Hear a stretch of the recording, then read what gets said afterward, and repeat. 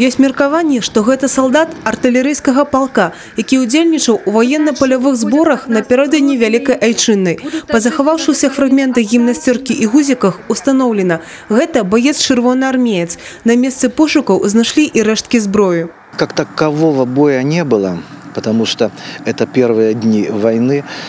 В район Белого озера из крепости был выдвинут артиллерийский полк, где они проходили сборы в лагерях, проводили учения, тренировки. И первые минуты войны они были настигнуты врасплох. Они не могли оказать ни сопротивления достойного, ничего. Фактически это, скорее всего, первые жертвы войны. На грамадзянскую паніхіду сабраліся школьнікі і мясцовыя жыхары. У памяці некаторых з іх яшчэ жывы ўспаміны аб мінулай вайне.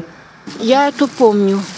Мне было, наверное, 5-6 годик. Помню, как очень дедушка страдал.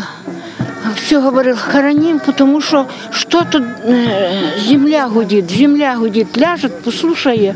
А сколько я еще помню лежит в земле. Я могу даже людям показать, где они похоронены. Я был свидетель первого наступления фашистского. А тогда было очень и очень трудно жить. Надо было выжить. Задача была только выжить. І выжили, слава Богу. У братскай магіле ўжо пахаваны 36 чырвонаармейцаў, якія змагаліся за вызваленне Брэсцкага района. Імёны 19 з іх невядомыя.